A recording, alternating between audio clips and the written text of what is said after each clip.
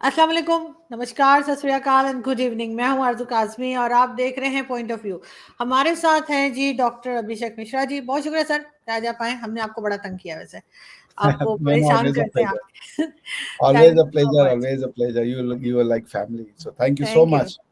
Thank Thank you you. Sir. एक तो मैं आज आपके टीवी चैनल पे गई थी, वहां पे बात हो रही थी कि इकोनॉमी की, पाकिस्तान की इकोनॉमी को लेकर बात हो रही थी, जो जाहिर है कि काफी कमजोर हो गई है। आईएमएफ की तरफ से भी तरह तरह की बातें की जा रही हैं। लेकिन जो पहला टॉपिक हम लोग बात करेंगे वो ये कि आपको क्या लगता है कि एक बहुत कमजोर पाकिस्तान, जो इकोनॉमी वाइज भी बहुत वीक हो गया हो, क्या ये बाकी जितने भी देश हमारे साथ जिनके बॉर्डर लगते हैं उनके लिए फायदेमंद है, या आपको लगता है कि नहीं, इससे दूसरी कंट्रीज का भी नुकसान हो सकता है, तो इतना कमजोर पाकिस्तान नहीं होना चाहिए? जी कमजोर की बात नहीं है पाकिस्तान की या दूसरी चीज की। इंडियन रशियन फ्रेंडशिप की अगर आप बात कर रही हैं, अर्जुन जी आवाज आ रही है मेरी आपको? जी जी। अच्छा, आप एक बार मुझे ब्लर दिख रहा था, एक बार फिर से सवाल रिपीट करिए प्लीज। मैं ये कह रही थी कि पाकिस्तान के बारे में बहुत बात की जा रही है। आईएमएफ ने भी कहा है कि अगर आपने प्रॉपर तरीके से गवर्नमेंट ना बनाई इलेक्शंस के बाद, तो वो लोन हमें नहीं देंगे या नेक्स्ट प्रोग्राम में नहीं रखेंगे। तो क्या एक कमजोर पाकिस्तान जो इकोनॉमी वाइज बहुत कमजोर हो गया हो, क्या वो अपने बाकी जो साथ में जितने नेबर्स हैं उनके लिए कोई खतरा बन गया है, या आपको लगता है कि ऐसी कोई बात नहीं है? पाकिस्तान एक खतरा है, नेबर्स के लिए नहीं, पाकिस्तान एक खतरा खुद के लिए है। Arzoo ji, this needs to be understood. This needs to be understood. ये जो 100 साल पहले से एक थियोरटिकल प्रॉब्लम है, ये थ्योरीज का प्रॉब्लम है, ये जहनियत बनाने का प्रॉब्लम है। पाकिस्तानीज आर नॉट लर्निंग कि वो एक जिद पे पकड़े बैठे हुए हैं। आपको उस जिद से बाहर निकलना पड़ेगा, थियोरटिकल रिविजिट करनी पड़ेगी। आप जिस आइडियोलॉजी के साथ रह रहे, वो 700 साल पहले यूरोप ने रिजेक्ट कर दी। वो नेशन स्टेट के मैटर में जा चुके हैं। उन्होंने कहा कि नेशन स्टेट एक रियलिटी है, गवर्नमेंट और लोगों का जो रिलेशनशिप है वो पॉलिटिकल होगा, उसका डिविनिटी से कोई लेना देना नहीं होगा। लोग अपने और अपने गॉड के रिलेशनशिप वो अपने से डिटरमाइन करेंगे, स्टेट का कोई में इंटरफेयर नहीं होगा। But Pakistan is not ready to listen. Pakistan अपना नेशन ही एक्सेप्ट नहीं करता। बताइए कौन सी दुनिया की वो कंट्री? अफगानीज भी अपने आप को अफगानी कहते हैं, फॉर गॉड सेक, उनकी भी हिंदू हिस्ट्री है। पठान भी तो हिंदू ही और बुद्ध और यही तो थे ना, सिख।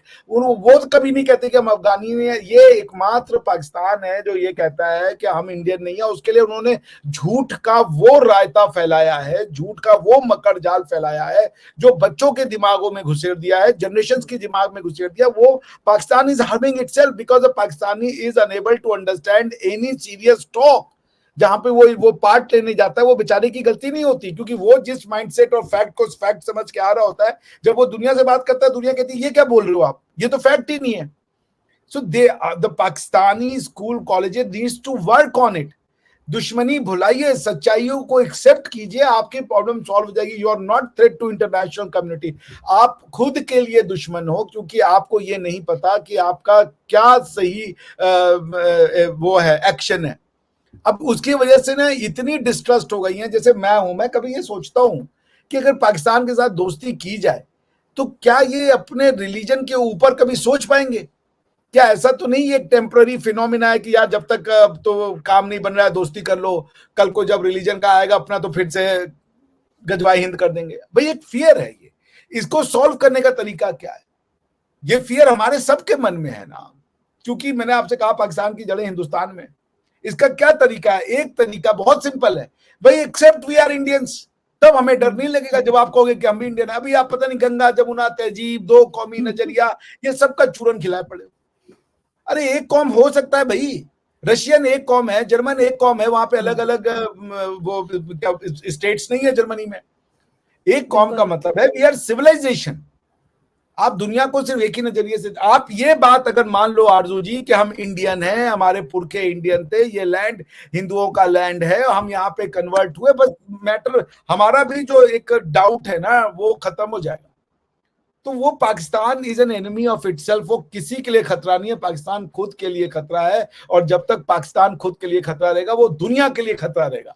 क्योंकि मगर सर जब ये बहुत से लोग, सॉरी आपकी बात काट रही हूँ, लेकिन सर बहुत से लोग तो ये बात मानते हैं, बल्कि उनको बताई जाती है। जैसे अगर फॉर एग्जांपल मैं अपनी ही बात करूं, हम मेरी फैमिली दिल्ली और इलाहाबाद से आई थी। अभी तक हम लोगों को अगर कोई बात करता है पंजाब में या सिंध में या किसी भी जगह, तो वो कहते हैं एक्सेंट की वजह से, क्योंकि एक्सेंट उर्दू का जैसा है, तो वो कहते हैं कि आप हिंदुस्तानी हैं।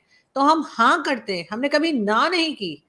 हम लोग तो नहीं इस बात को इनकार करते कि भाई हम इंडिया से आए थे और हम हिंदुस्तानी हैं। हाँ, हम हिंदुस्तानी बोलते हैं अपने आप को। तो हर कोई ऐसा नहीं है। एक एक कॉन्सेप्ट भारत में ये भी है कि सबको एक ही लाठी से हाँक दो, सबके सब जो है वो गलत है। सबके सब तो गलत नहीं है ना सर। फेयर पॉइंट है, बिल्कुल, तभी तो हम लोग आपसे बात कर रहे हैं ना, तभी तो ये कोशिश जारी है कि आप जैसे लोग हैं, जो और भी कुछ अच्छे यूट्यूबर हैं वो लोग हैं। पर पॉइंट ये है आरजू जी की, जो कौन है वो आपसे पूछा कि आप हिंदुस्तानी हो, वो खुद को हिंदुस्तानी नहीं मान रहा है। भाई इंडिया का डिवीजन होके, पंजाब का डिवीजन होकर के भाई इंडिया पाकिस्तान बनाना, तो ये सवाल ये तो पूछा जा सकता है कि क्या तुम यूपी वाली हो, क्या तुम पश्चिमी उत्तर प्रदेश से आते हो, यहां से आते हो, ये तो पूछा जा सकता है। बट कोई सिंधी कहे कि क्या तुम इंडियन हो, हिंदुस्तानी हो, तो कौन हो भाई? अब अपनी हिस्ट्री तो बता दो। आप भगवान राम का कनेक्शन सिंध से है, भगवान राम का कनेक्शन कराची से है, बुद्ध जी का वो है, गुरु नानक देव जी का जन्मभूमि वहां पे। What else it gets to be more Indian? और क्या हो जाए कि हम ये कहें कि भाई ये हड़प्पा है, मोहनजोदाड़ो है, सब कुछ तो है, फिर भी हम इंडियन नहीं है, तक्षशिला है। ये पागलपन है इसको। और लोग अपने से नफरत करते हैं। मैंने आपके प्रोफेसर्स को सुना है, वो मानने को नहीं तैयार हैं। वो ग्रीस की हिस्ट्री को ला रहे हैं, यूरोप की हिस्ट्री को ला रहे हैं, अपनी हिस्ट्री में जो लिखा है उसको वो मानना ही नहीं चाहते कि उनका है। वो हिंदुओं की किताब कह के पढ़ते हैं। तो सर अगर मान जाएंगे तो टू नेशन थ्योरी का क्या होगा? उसका चूरन जो खिलाते हैं वो भाई कैसे? वो एक कोई अगर मान लीजिए एक इंस्टीट्यूशन टू नेशन थ्योरी का चूरन चपा के बैठा हुआ है, तो जो एकेडमिया है, जो सोच सकते हैं, जो समझ सकते हैं, वो तो सच लिखें और सच बोलें। उनको तो बताना पड़ेगा कि भाई इस्लाम का एक टाइम पीरियड था जब यहां आया, उसके पहले क्या था ये लैंड? यहां पे तक्षशिला था भाई। इसी तक्षशिला से चाणक्य उठ करके मगध में गए थे उस समय, जब सोक्रेटिस भी नहीं आया था, या सोक्रेटिस के आसपास वो गए थे, क्या नाम है, मगध में। उन्होंने कहा कि भाई अलक्षेंद्र आ रहा है यमन से।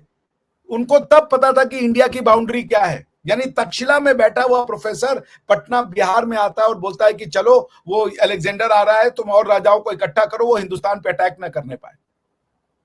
तो आप बोल रहे हो कि वो जो तक्षशिला है, तक्षशिला यूनिवर्सिटी है, वो इंडिया ही नहीं है। आप ये तो बताओ लोगों को कि आप चाणक्य नहीं पढ़ा रहे हो अपने बच्चों को, क्यों? क्योंकि वो हिंदू था। अरे भाई उस समय रिलीजन ही नहीं है, तो उस बेचारे की क्या गलती है उसमें? ये जो जब तक डिस्ट्रस्ट रहेगा, ये भारतीयों के साइक में है। इसको समझना पड़ेगा पाकिस्तान को कि जब तक आप मुगलों को, हम ये नहीं करें कि आप मुगलों को छोड़ दो, लेकिन आप अगर मुगलों की अपनी आइडेंटिटी मानोगे, तो ये सिवाय कम्युनिस्टों के छोड़ के, जिन्होंने हर प्रॉब्लम का, इंडिया में हर प्रॉब्लम की जड़ को ब्राह्मण को बता रखा है। हमारे यहाँ कम्युनिस्ट ये मानते हैं कि ये इंडिया टू नेशन थ्योरी की वजह से नहीं, क्योंकि ब्राह्मण मुसलमानों पे वो कर रहे थे, जाति कर रहे थे, ब्राह्मण दलितों पे जाति, सब कुछ का जड़ हिंदुत्व है उनके हिसाब से। जबकि मैंने आपको मसीह आलमगीर में पढ़ के सुना दिया था कि औरंगजेब ने कहा कि बनारस के स्कूलों को तोड़ो और मंदिरों को तोड़ो, क्योंकि वहां के ब्राह्मण से वहां के हिंदू और मुस्लिम दोनों ही जो है वो प्रभावित हो रहे, वो लोग ऐसा पढ़ा रहे हैं। ये मसीह आलमगीर में लिखा हुआ है। बिल्कुल। लास्ट टाइम हमने शायद सर बात भी की थी, जो मैंने आपसे कहा था कि किसी ने कहा कि जब मुसलमान पानी मांगते थे तो वो पाइप के जरिए पानी दिया जाता था। और ये बात मुझसे ये बात मुझसे एक इंडियन ने की, ये बात मुझसे इंडियन ने की जो हिंदू है और मेरे खिलाफ वीडियो बनाता रहता है। उसने मुझे ये बात की, जिन दिनों मेरी उससे बातचीत थी कि यार शोज वोज में आना जाना था, उसने मुझे कहा कि ऐसा होता था, इसलिए टू नेशन थ्योरी निकली और इसलिए पाकिस्तान बन गया। एग्जैक्टली भाई तो ये कहानी पॉइंट ये है कहीं नहीं पढ़ी, हमारी बुक्स में ये कहीं नहीं लिखा हुआ। आपकी बुक्स, ये एग्जैक्टली ये कंस्ट्रक्शन इन कम्युनिस्टों के मानसिकता का है। औरंगजेब कह रहा है कि जो ब्राह्मण है उनसे हिंदू भी प्रभावित हो रहे हैं, मुसलमान भी प्रभावित हो रहा है। और उसी इंसिडेंट को हमारे कम्युनिस्टों ने लिख दिया कि जो एक ब्राह्मण ने मंदिर में कुछ किसी रानी का हार चुरा लिया था, इसलिए औरंगजेब ने मंदिर तोड़ दिया।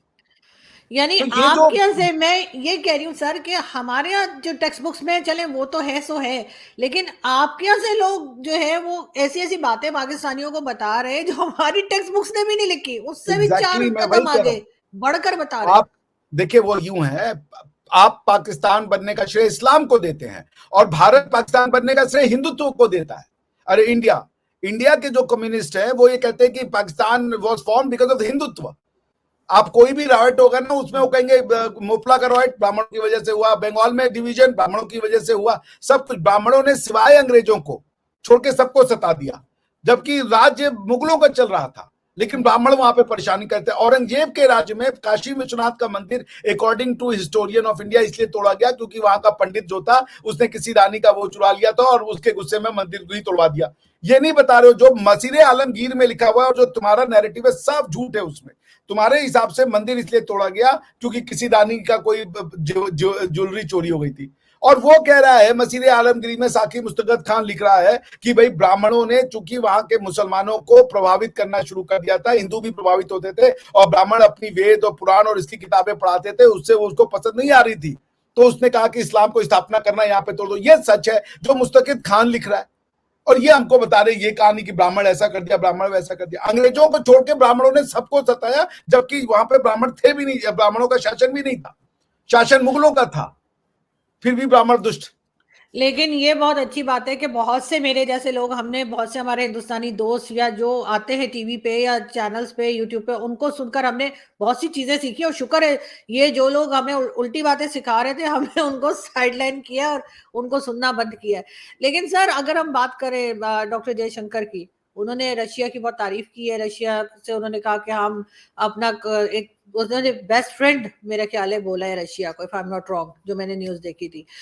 कैसे सर बैलेंस कर रहे हैं? अमेरिका के साथ भी टर्म्स हैं और रशिया के साथ भी हैं, क्योंकि हम अक्सर किसी कैंप का हिस्सा बन जाता है पाकिस्तान, एक के साथ है और एक के साथ नहीं है वाला। ये बैलेंस जो है क्या भारत इसलिए कर रहा है ताकि अमेरिका को भी थोड़ा सा बता सके कि जी ज्यादा आपने चौधरी नहीं बनना, या आपको लगता है कि वाकई में बैलेंस कर पा रहे हैं? जी कोई और मैं रीजन है?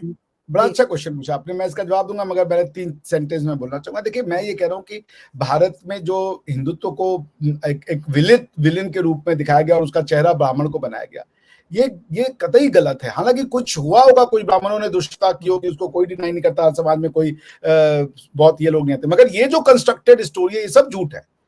कुछ उन्होंने जाति की होगी जात पात के नाम पे और लोगों के साथ, मगर इतना जो भयावह उसको मैग्नीफाई किया गया ये झूठ है, इसकी तो मैं गारंटी ले सकता हूँ। एटलीस्ट मैं उन स्टोरीज की बात कर रहा हूँ जैसे विश्वनाथ मंदिर को तोड़ा गया किसी ब्राह्मण के कारण, these are the lies. But anyway let's come back to your question. आपने कहा कि कैसे बैलेंस कर रहे हैं इंडिया, रशिया और अमेरिका के। अब हम बैलेंस नहीं करते, अब अमेरिका बैलेंस करता है। आप समझ रही हैं? नाउ अमेरिका इज बैलेंसिंग कि भाई अब नहीं तो अमेरिका के पास ऑप्शन है। आप देखिए आरजू जी, रशिया ने हमारे फेवर में 6 बार यूनाइटेड नेशन सिक्योरिटी काउंसिल में वीटो किया, 6 बार। और पहला वीटो जब किया था वो किया था फरवरी 20 1957 को। और क्यों किया था वो भी मैं बता दूं आपको। ऑस्ट्रेलिया, क्यूबे, यूनाइटेड किंगडम और यूएस यानी अमेरिका और ब्रिटेन मिलकर के ऑस्ट्रेलिया और क्यूबा के साथ एक रिजोल्यूशन लाए थे जिसमें उन्होंने ये कहा था यूएनएससी प्रेसिडेंट को कि इंडिया और पाकिस्तान को बोलो कि वो अपना कश्मीर का मैटर रिजॉल्व करें और दोनों कंट्री की जो आर्मी है वो वहां से निकल जाए, ठीक है ना। और दोनों को जबरदस्ती बोला गया कि आप लोग बैठ के इस मैटर को रिजॉल्व करो।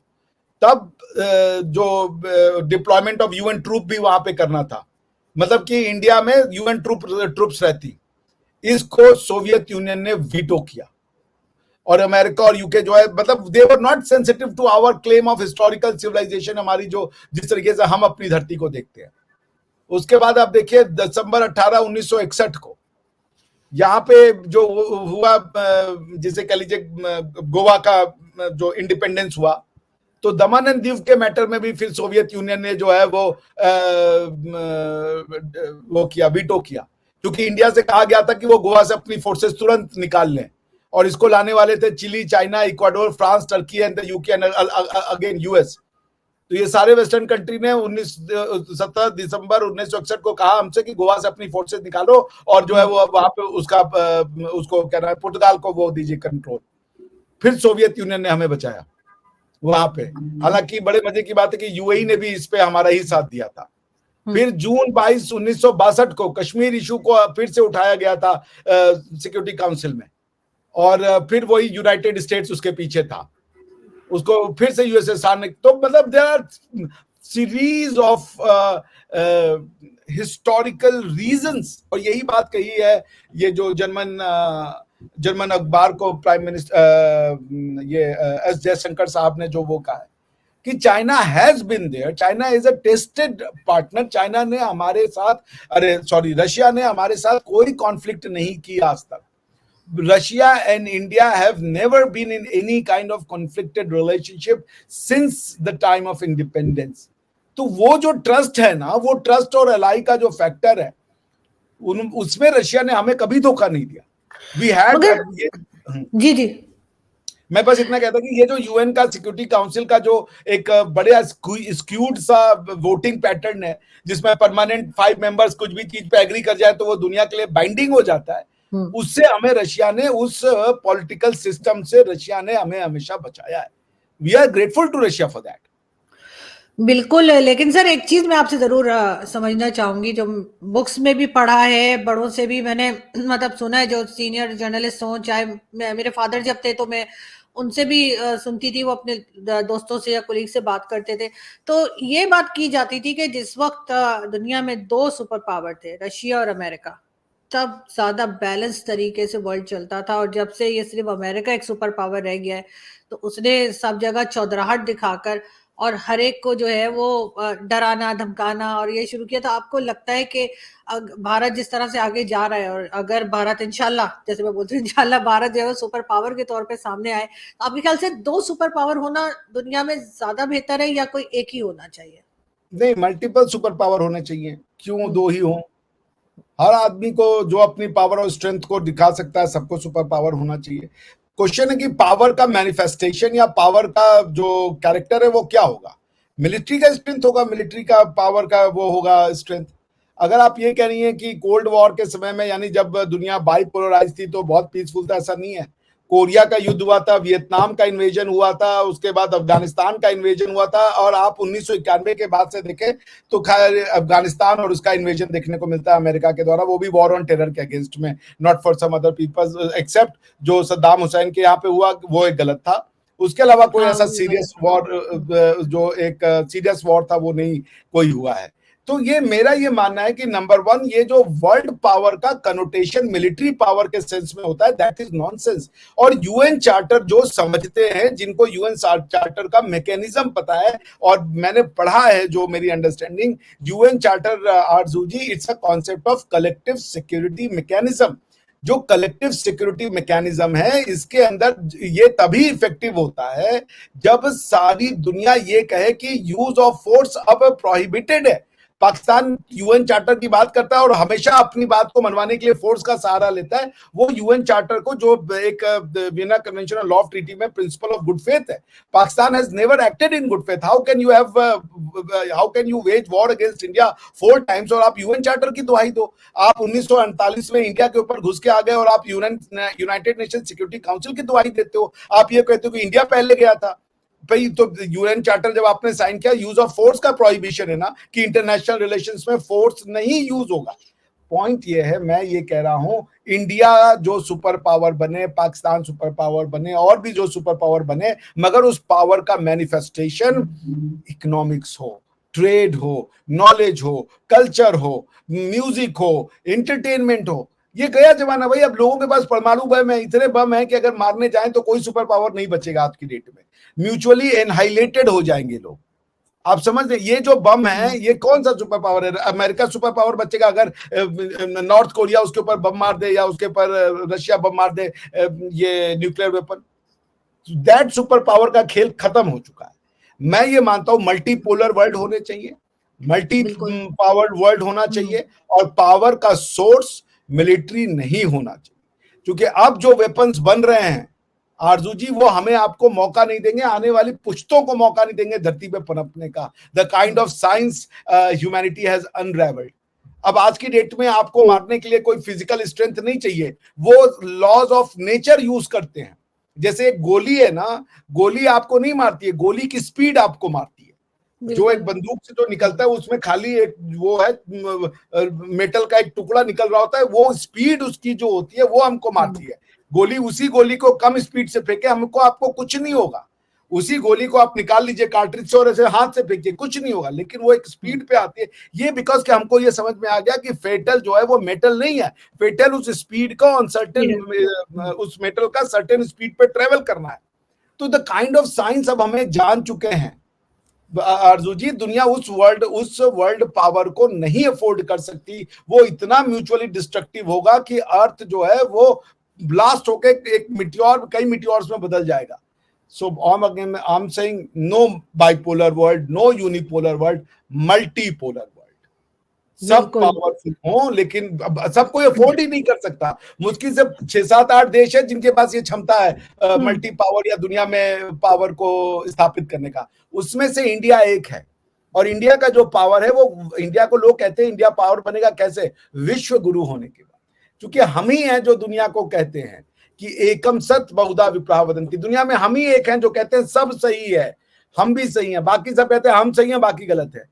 दुनिया में सिर्फ हम ही एक है आरजू जी जो हम पूरा दुनिया को परिवार मानते हैं। Only we are the one. बिल्कुल ऐसा ही है सर। आप कहीं ना कहीं हमें बीच में ले आया करें, क्योंकि हम कहते हैं हम सही है बाकी सब गलत है, लेकिन ये कि बिल्कुल ऐसा नहीं होना चाहिए। और एक दूसरे को बर्दाश्त करके, एक दूसरे को टॉलरेट करके ही दुनिया में रहा जा सकता है। बहुत शुक्रिया कि आज आपने ज्वाइन किया। Thank you so much sir. Thank you Aarzoo ji. Thank you.